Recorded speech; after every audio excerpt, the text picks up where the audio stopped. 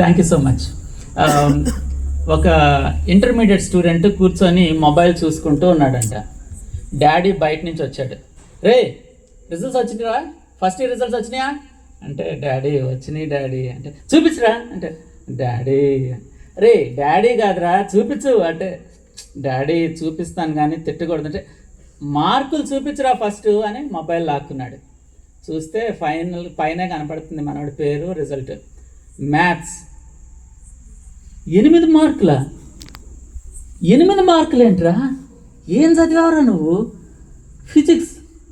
Physics మరి 7. రే అరే కళ్ళు మూసుకొని ఏదో ఒకటి పెట్టా.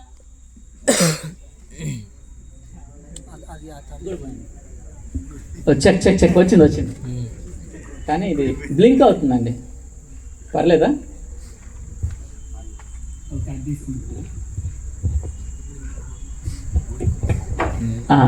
అరే కళ్ళు మూసుకొని బిట్ పేపర్లో ఏదో ఒకటి పెట్టినా అన్ని బీలు పెట్టినా వస్తాయి కదరా, 7 మార్కులు ఏంట్రా బాబు? అరే ఈ టోటల్ చూస్తుంటే మొత్తం కలిపితే కనీసం కేజీ ఉల్లిపాయలు కూడా వచ్చేటట్లు లేవురా. ఏం చదువుతున్నావురా? ఆ పక్కింటి పార్వతిని చూడు, వాళ్ళ డాడీ పొద్దునే చెప్పాడు 98% వచ్చిందంటరా. ఏంట్రా అంటే, డాడీ లాస్ట్ ఇయర్ అంతా పక్కింటి పార్వతినే చూశాను డాడీ అన్నాడు. సో అందుకే వీడికి ఈ మార్కులు వచ్చినాయి.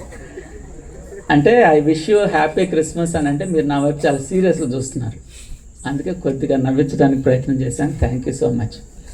నిజానికి ఇక్కడ ఎంతమంది సంతోషంగా ఉంటే మాకు ఇష్టం అని అంటారు? సంతోషంగా ఉండటం మాకు ఇష్టం. ఓకే, చాలామంది ఎత్తారు, వెరీ గుడ్. నిజమే, మన జీవితంలో సంతోషంగా ఉండాలని కోరుకుంటాం. అందుకే I wish you happy Christmas అంటే క్రిస్మస్ సందర్భంగా సంతోషంగా ఉండు అని. I wish you happy new year అని అంటే న్యూ ఇయర్ సందర్భంగా సంతోషంగా ఉండు. I wish you happy birthday సందర్భంగా సంతోషంగా ఉండు. మనం ఒకళ్ళనొకళ్ళం సంతోషంగా ఉండు అని విష్ చేసుకుంటూ ఉంటాం. అయితే కొన్నిసార్లు సమస్య ఏంటంటే సంతోషంగా ఎలా ఉండాలి అనేది కన్ఫ్యూజ్ అవుతావేమో. విశాల్ 9వ తరగతి చదువుతున్నాడు. తన జీవితం అంతా కూడా సంతోషంగా ఉండాలని విషయాలు ఎప్పుడు అనుకుంటూ ఉండేవాడు. చిన్నప్పటి నుంచి పేరెంట్స్ చెప్తా ఉండేవాళ్ళు, విశాల్ నువ్వు బాగా చదువుకో, మంచి మార్క్స్ తెచ్చుకో, మంచి జాబ్లోకి వెళ్ళు, బాగా సెటిల్ అయిన తర్వాత లైఫ్ అంతా హ్యాపీగా ఉంటుంది, నువ్వు సంతోషంగా ఉంటావు, మమ్మల్ని సంతోషంగా ఉంచుతావు అని చెప్తా ఉండేవాళ్ళు. సో విషయాలు కూడా చాలా కష్టపడి చదువుతూ ఉండేవాడు. అయితే 9th క్లాస్లో కొంతమంది ఫ్రెండ్స్ విషయాల దగ్గరికి వచ్చారు. రే పుస్తకాలు పురుగ్గా ఉండటం కాదురా సంతోషం అంటే, రే స్టూడెంట్ అంటే ఎంజాయ్ చేయాలరా, రే రారా అలా బయటికి కొంచెం ఛాయ్ తాగొద్దాం అని అన్నారు. సరే అవును కదా, మరీ పుస్తకాలు పురుగు అంటే బాగోదు కదా, ఎగ్జామ్స్ చాలా టైం ఉంది కదా అని చెప్పి వాళ్ళతో పాటు బయటికి వెళ్ళాడు. ఆ తర్వాత రే ఈవినింగ్ పార్టీ ఉంది బ్రో, రా పార్టీకి అని అంటే ఎక్స్ట్రా క్లాస్ ఉందని చెప్పి రారా అని అంటే మొత్తానికి ఫ్రెండ్స్ ప్రెజర్ చేశారు, పార్టీకి వెళ్ళాడు. పార్టీలో అందరూ మందు తాగుతున్నారు. అందరూ 9th క్లాస్ 10th క్లాస్ పిల్లలే ఉన్నారు, కానీ మందు తాగుతున్నారు.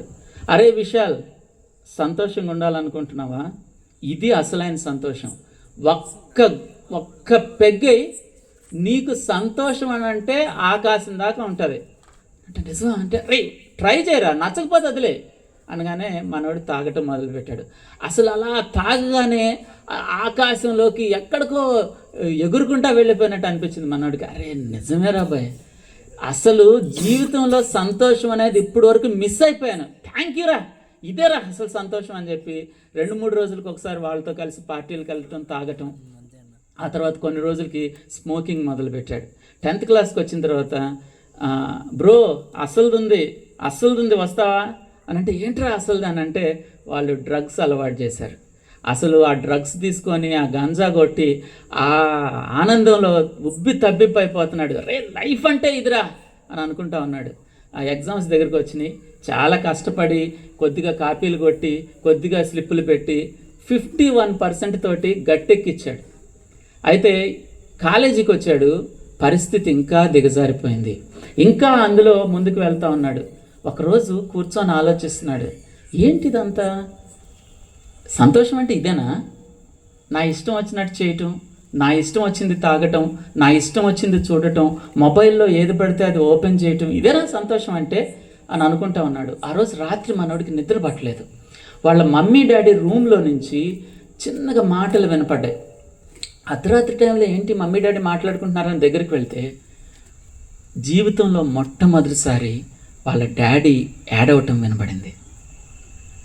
వాళ్ళ డాడీ వాళ్ళ మమ్మీతో చెప్తున్నాడు, మనం విషయాల మీదనే ప్రాణం పెట్టుకొని బతుకుతున్నాం, కానీ వాడు రకరకాల చెడు విషయాల్లో చిక్కుకుపోయాడు. మా ఫ్రెండ్స్ చెప్తుంటే నేను నమ్మలేదు, కానీ ఈరోజు నేను నా కళ్ళతో చూశాను. వాళ్ళ ఫ్రెండ్స్తో కలిసి వాడు చాలా చెడిపోయాడు. ఎట్లా చెప్పాలో అర్థం కావట్లేదని వాళ్ళ డాడీ ఏడవటం మొదలుపెట్టాడు. అది జరిగిన 4 రోజులకి వాళ్ళ డాడీకి గుండెపోటు వచ్చింది, హార్ట్ అటాక్. ఐసీయూలో అడ్మిట్ చేశారు. క్రిటికల్గా ఉంది అని చెప్పారు. అది జరిగిన ఇంకొక 3 రోజులకి వాళ్ళ డాడీ చచ్చిపోయాడు. విశాల్ జీవితం పాడైపోయింది అనే బాధలో వాళ్ళ డాడీ చచ్చిపోయాడు.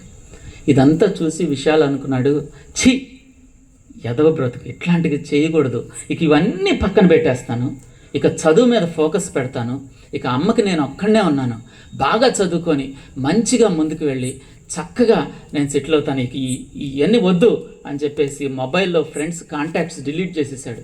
ఇక ఇదంతా పక్కన పెట్టేద్దామని ఫోకస్ చేయటం మొదలుపెట్టాడు. ఫ్రెండ్స్ ఒక 4 రోజులు బాగానే ఉన్నాడు. 5వ రోజు మళ్ళా పీకుతుంది, అటే వెళ్ళాలని మనసు లాగుతుంది, ఛ అని చెప్పేసి మళ్ళీ వెళ్ళిపోయాడు. మళ్ళీ ఫ్రెండ్స్తో కలిశాడు, మళ్ళా తాగటం మొదలుపెట్టాడు. ఆ తర్వాత కొన్ని రోజులకి తాగి కాలేజీకి వెళ్తే లెక్చరర్ కంప్లైంట్ ఇస్తే ప్రిన్సిపల్ విషయాల్ని డిబార్ చేసేసాడు కాలేజీ నుంచి. తాగొచ్చావేంట్రా నువ్వు కాలేజీకి అని.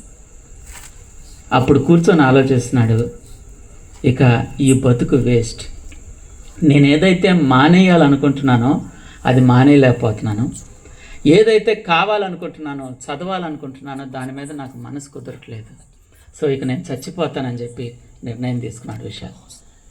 ఆ తర్వాత ఏం జరిగింది? విశాల్ చచ్చిపోయాడా, బ్రతికాడా? తన జీవితాన్ని మార్చుకున్నాడా?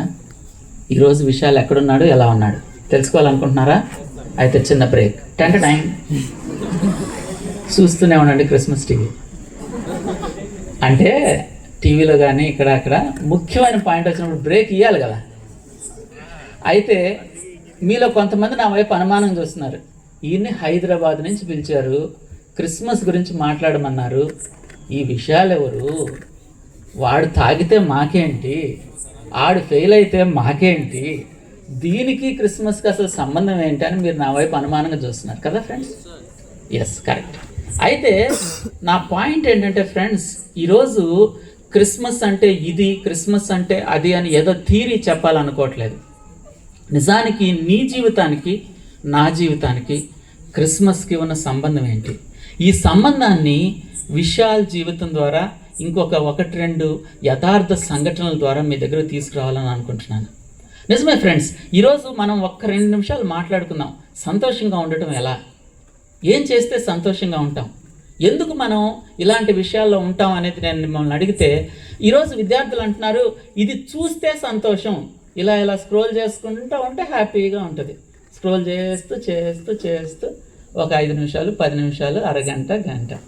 లేకపోతే గర్ల్స్ని అడిగితే అలా షాపింగ్ మాల్కి వెళ్ళి ఒక డ్రెస్ ట్రై చేసి సెల్ఫీ తీసి ఆ సెల్ఫీని ఇన్స్టాలో పోస్ట్ చేసి లైకులు వస్తాయి, డ్రెస్ అడిగే ఇచ్చేసి వచ్చేయటం. ఫ్రీ కదా, పైసలు పెట్టి కొనాల్సిన అవసరం లేదు కదా.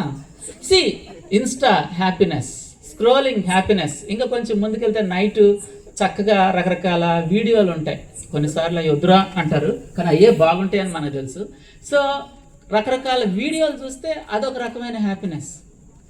ఫ్రెండ్స్ తోటి చిట్ చాట్. ఫ్రెండ్స్, ఈ రోజుల్లో విద్యార్థులు ఇది చేస్తే నేను హ్యాపీగా ఉంటాను, ఇది చూస్తే నేను హ్యాపీగా ఉంటాను, ఇది తింటే నేను హ్యాపీగా ఉంటాను, ఇలాగా ఉంటే నేను హ్యాపీగా ఉంటానని మన సంతోషాన్ని మనం డిఫైన్ చేసేసాం. కానీ చివరికి అది ఏమవుతుందంటే, నేను ఇది చూస్తూ ఉంటాను, అది ఆపాలని అనిపించదు, చదువు మీద కాన్సన్ట్రేషన్ రాదు, ఇదే బాగుంది అని అనిపిస్తుంది. దాన్నే అడిక్షన్ అని అంటారు. కొంతమంది అంటారు, రే తాగుడికి అలవాటు పడద్దు, అది చాలా చెడ్డ వ్యసనం అని అంటారు. ఈ రోజుల్లో విద్యార్థులు తాగుడు కంటే మొబైల్కే ఎక్కువ అలవాటు పడిపోయారు. అది వ్యసనం అని చెప్పేవాళ్ళు కూడా లేదు. నీ చదువు పాడైపోతుందని నీకు నాకు చెప్పేవాళ్ళు కూడా లేరు. ఆ వ్యసనంలో ఇదే బాగుంది, ఇదే సంతోషం అని నేను ముందుకు వెళ్తూ ఉంటాను. చిన్న చిన్న అబద్ధాలు చెప్తాను.